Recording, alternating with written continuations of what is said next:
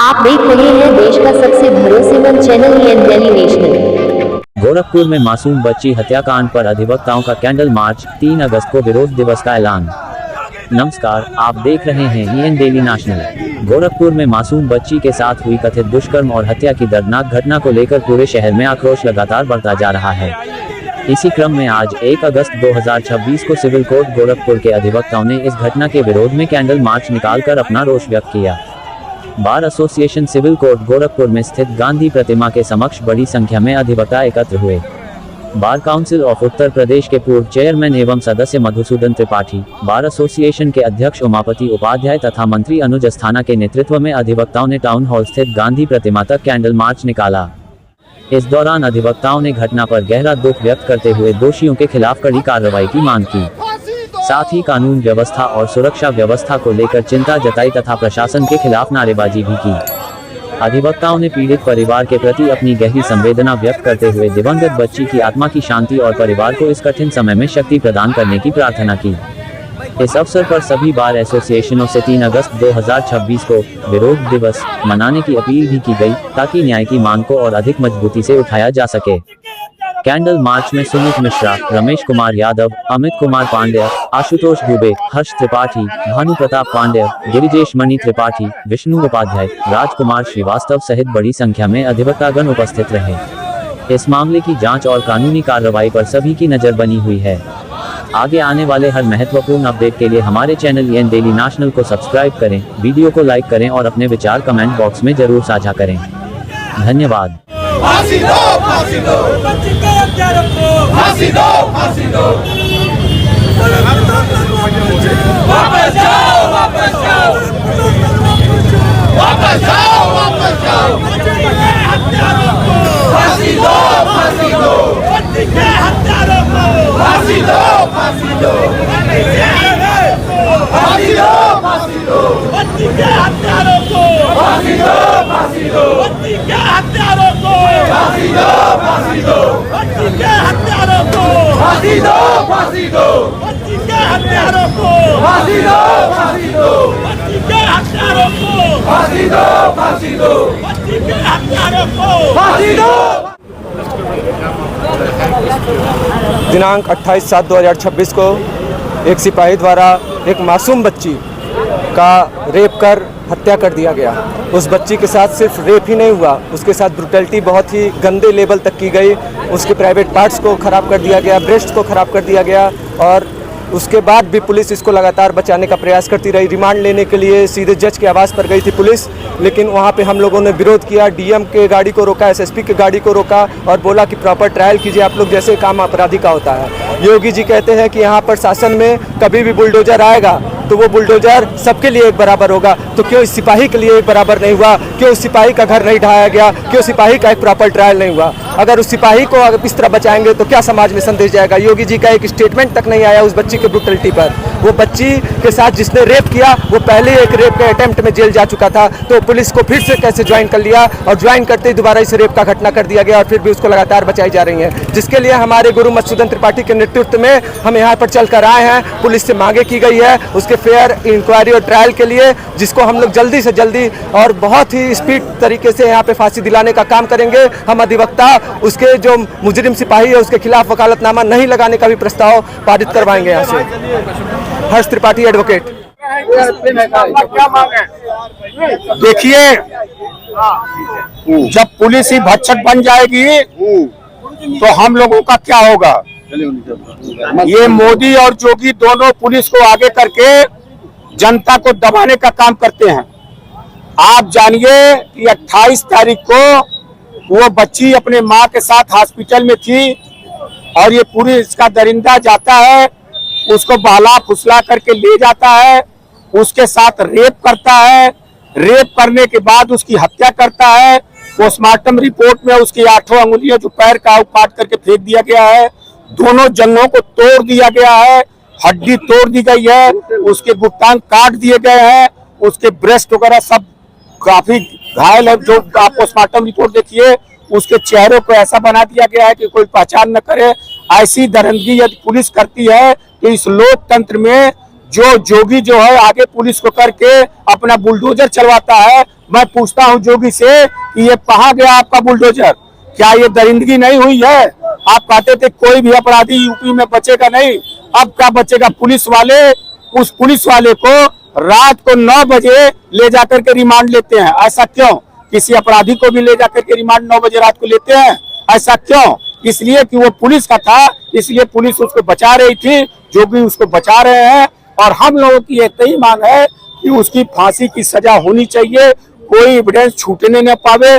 Police उसको चाहेगी बचाना, लेकिन ये प्रोटेस्ट केवल इसलिए है कि उसकी फांसी की सजा दिलाई जाए और हम लोग फांसी की सजा उसको दिलवाएं।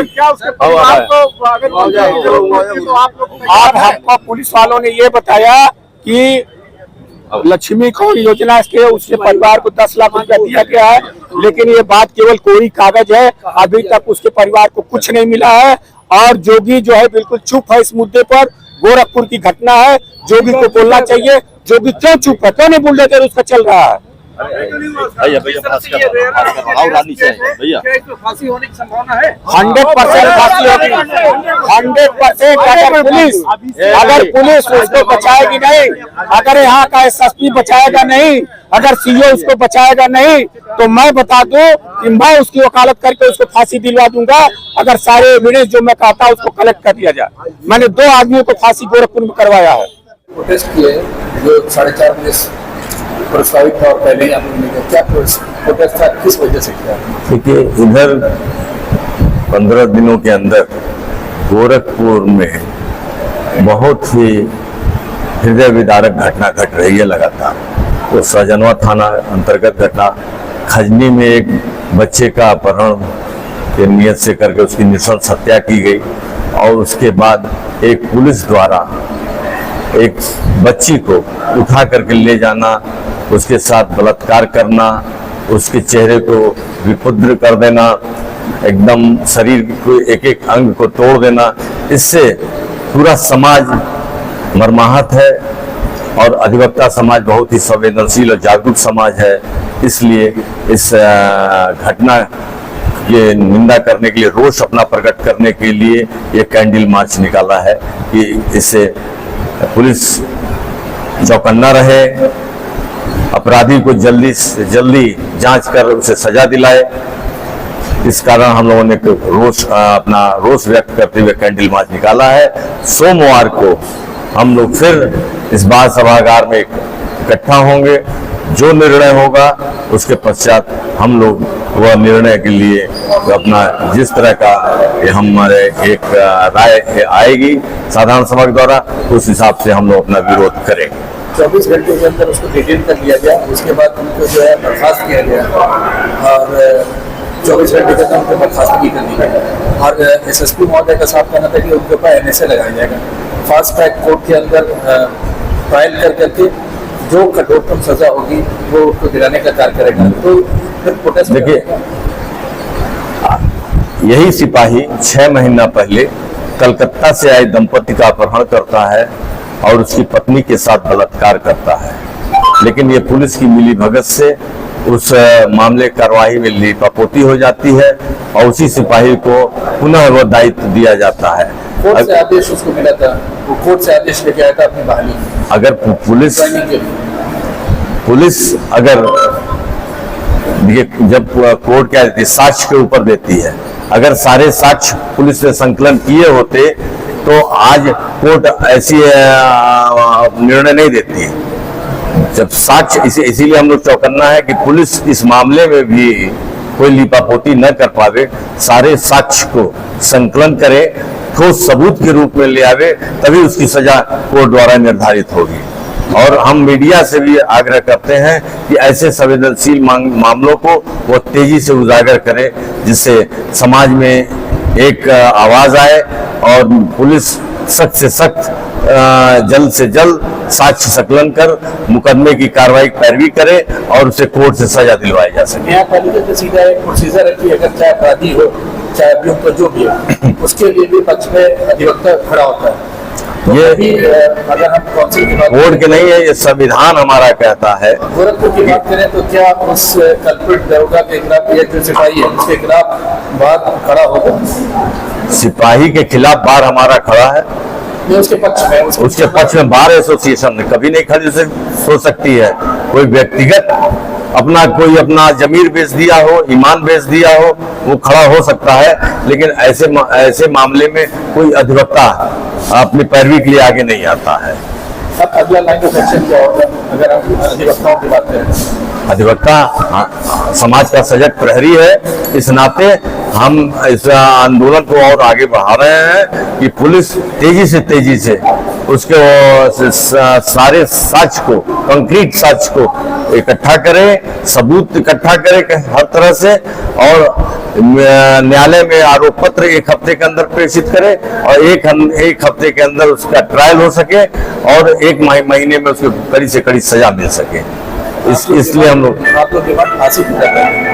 हम ऐसे कृत्य के लिए हमारे कानून में फांसी की सजा ही निर्धारित है। इसीलिए जब तक वो ठोस सबूत आ जाते हैं कि ये रेयर एंड रेयरेस्ट केस है तो उसे फांसी अवश्य होगी, पुलिस अगर ऐसा साक्ष्य लाती है। अगर तो कोर्ट आदेश होती है फांसी की सजा, तो फास्ट ट्रैक कोर्ट में कितने दिन के अंदर फांसी हो जाती है? ये तो आजकल संकलन करने पे है, पुलिस द्वारा गवाही कितने दिन में करा दी जा रही है, इसलिए हम लोग पुलिस के ऊपर दबाव बना रहे हैं कि जल्दी से जल्दी उसकी गवाही पूरी करावे और 15 दिन के अंदर ये सारी प्रक्रिया पूरी हो जाए कि 1 महीने के अंदर ही उसे फांसी की सजा मिल जाए। मैं Anuj Asthana bar association civil court का मंत्री हूँ।